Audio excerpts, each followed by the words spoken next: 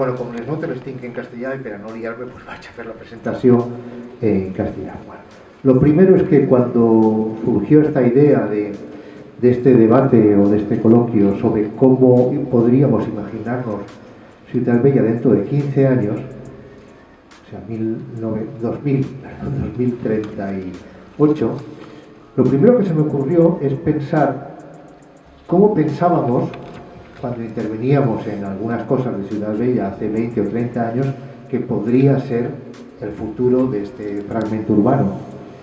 Y la verdad es que nos equivocamos completamente. Lo que ha pasado con Ciutat Bella no es nada de lo que imaginábamos. Por tanto, pensar cómo podría ser a partir de ahora, en 15 años, pues es una operación de alto riesgo, porque lo más probable es que nos equivoquemos otra vez. Cuando en el año 92 se aprobaron los planes especiales de protección y reforma interior y empezó el plan Riva, los problemas que entonces tenía Ciutat Bella y las soluciones que se planteaban no tienen nada que ver con la situación actual, con muy poco.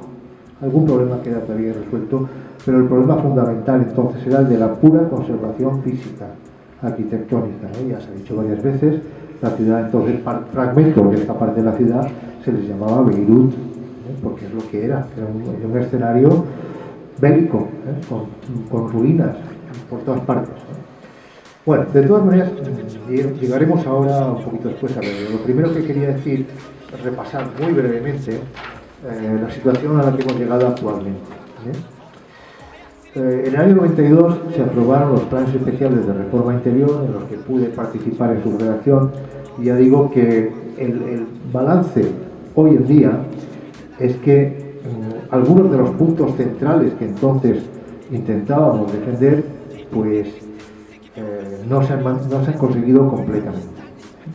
Sí se ha conseguido salvar parte del patrimonio que entonces era objeto de una oleada de demoliciones y derribos forzados, hay que decirlo, forzados en muchos casos, y eso en gran medida se ha conseguido detener. Pero ese deterioro físico no debe ocultarnos otros aspectos que entonces se diagnosticaron y que no se han conseguido solventar. Junto a la aparición de problemáticas nuevas, ya se ha mencionado aquí, fundamentalmente el tema del turismo, luego entraré un poquito más para dar mi opinión sobre ese tema, que entonces, como ya se ha dicho, era impensable. ¿Quién venía entonces de turismo a Valencia? Casi nadie. ¿Y quién se atrevía a visitar los barrios de Ciutat Bella? Nadie. Era algo que no atraía a los visitantes que venían. La situación, desde el punto de vista normativo, se consolida con la aprobación del Plan Especial de Protección de Ciutat Bella, no sé si en el 20 o el 22, yo tenía apuntado el 20, he oído que el 22, da igual, que refunde los 5 planes especiales que había entonces, previamente, los PEPRIS, en un solo documento. Y este es el documento marco que hoy debe guiar las intervenciones. Mi opinión sobre el PEP, disiento de algunas que he leído, muy críticas, me parece que es un documento muy serio, bien trabajado, con un buen diagnóstico que apunta elementos sobre los que hay que intervenir, aunque es cierto que le falta alguno muy importante, en mi opinión, que ahora ve. El PEP vigente consiguió eliminar una cosa que parece no importante, pero eran las discrepancias entre las intervenciones de tipo patrimonial y las urbanísticas. Esto de alguna forma en un solo documento lo refundió y ha conseguido evitar estas situaciones que se daban, que paralizaban muchas intervenciones en Ciutat Bella por una cuestión casi puramente administrativa o burocrática.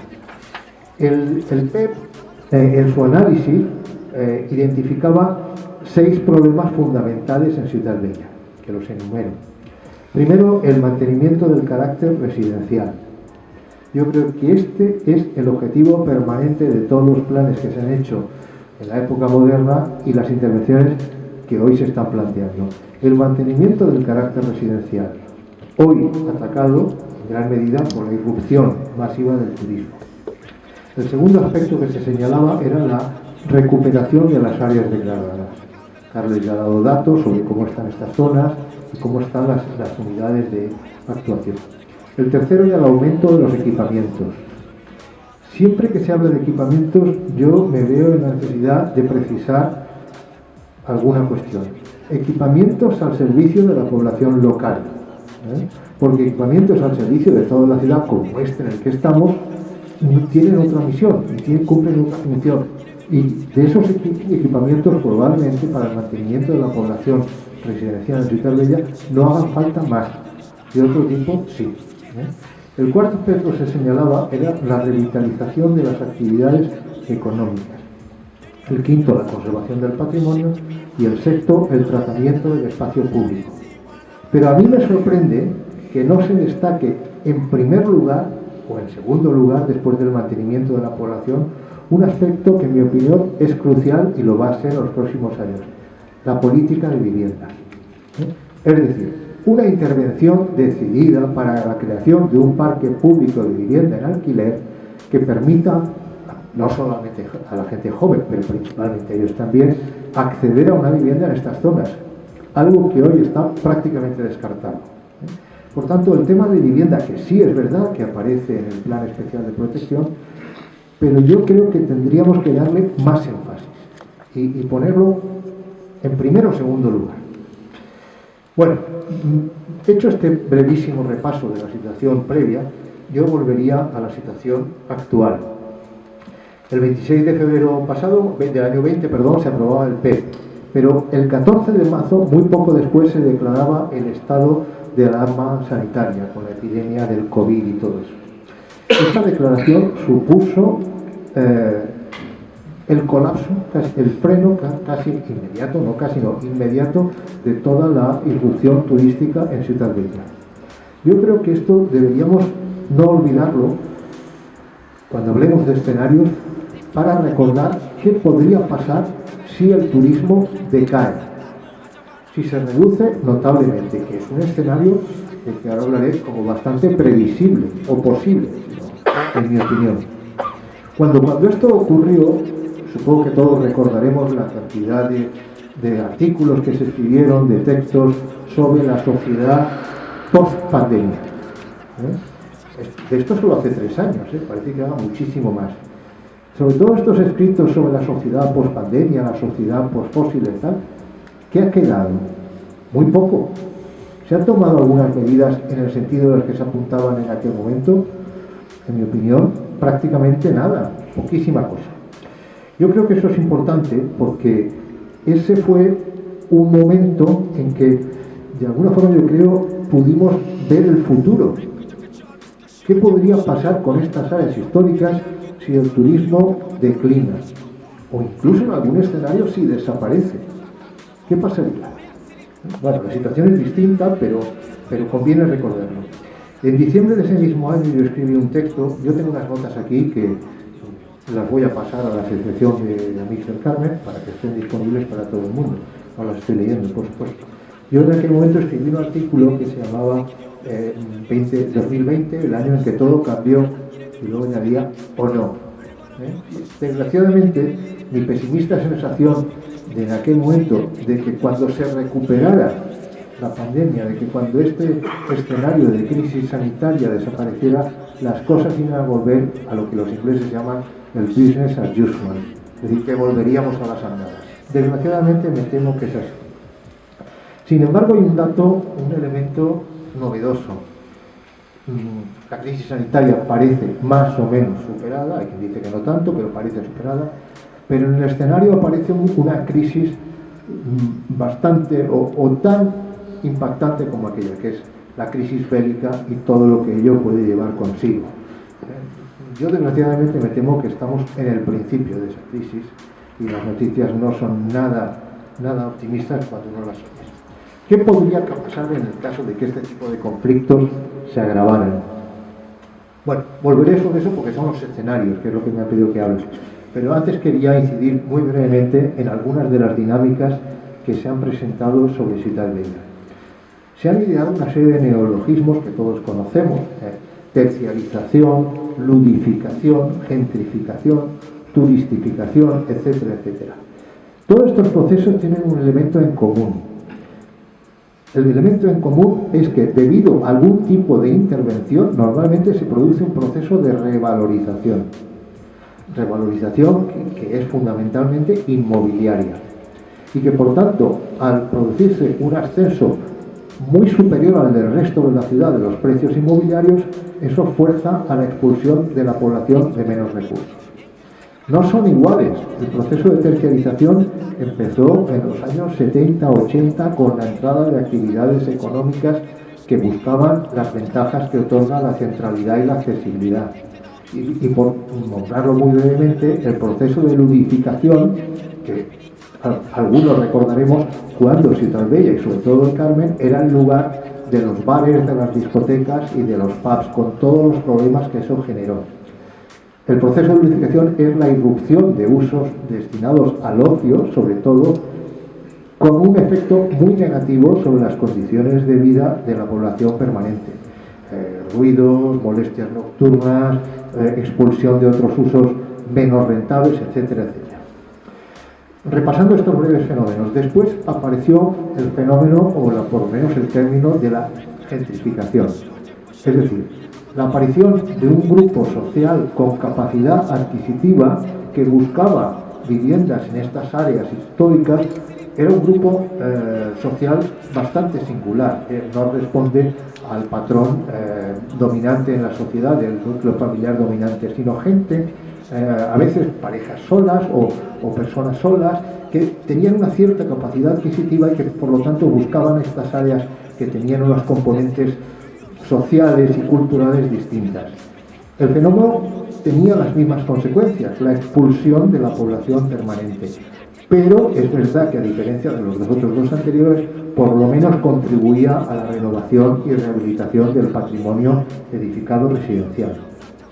El último en intervenir ha sido el de la turistificación, que como se ha señalado es difícil datarlo, pero probablemente no tenga más de 15 años, y que es un fenómeno que tiene unas características muy negativas. La diferencia entre la ludificación y la turistificación es que cuando en estas zonas históricas se producían los fenómenos de ludificación, la gente que acudía a ellas no precisaba alojamiento.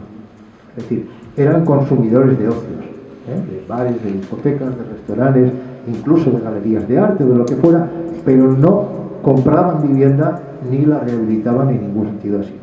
En cambio, los procesos de turistificación, como ya se ha señalado, sí ha alterado la situación del parque inmobiliario residencial, transformándolo bastante radicalmente.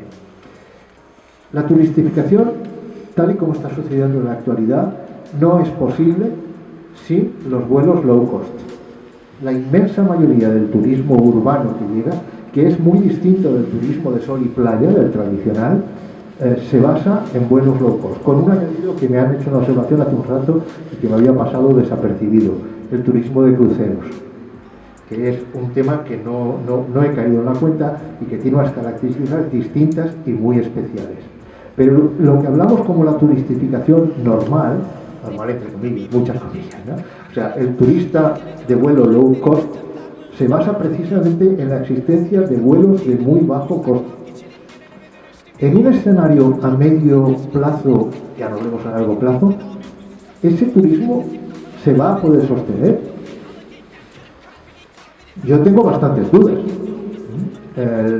A medida que la crisis ecológica se vaya agravando y los precios de las materias primas vayan subiendo, algo que parece innegable, por mucho que nos empeñemos, el turismo de avión de fin de semana, yo creo que tenderá a decaer, o por lo menos a bajar. Por lo tanto, ese turismo low cost, en mi opinión, tiene un horizonte bastante dudoso. ¿Qué podría pasar entonces con todo este parque inmobiliario que se ha transformado para atender a ese tipo de clientes? Se ha comentado aquí, y algún compañero, Vicente Torres, me lo comentó el otro día, es una oportunidad muy buena para poder reconvertirlos en viviendas que no responden al patrón habitual de la vivienda tipo 100 metros cuadrados, 3 habitaciones, porque son viviendas mucho más reducidas de tamaño. Habría que modificarlas, pero ahí surge una posibilidad de reutilización de un parque inmobiliario que ha sido transformado y que en este momento está teniendo unos efectos muy negativos. Claro, habría que plantearse cómo se hace eso y quién lo hace, porque es una operación sin duda costosa. Por último, quería mencionar también otro tipo de turismo, que al que se ha hecho ya mención aquí, que yo le he llamado, por llamarle de alguna forma, el turismo residencial, copiando esta denominación que se utiliza en las áreas de turismo de sol y playa.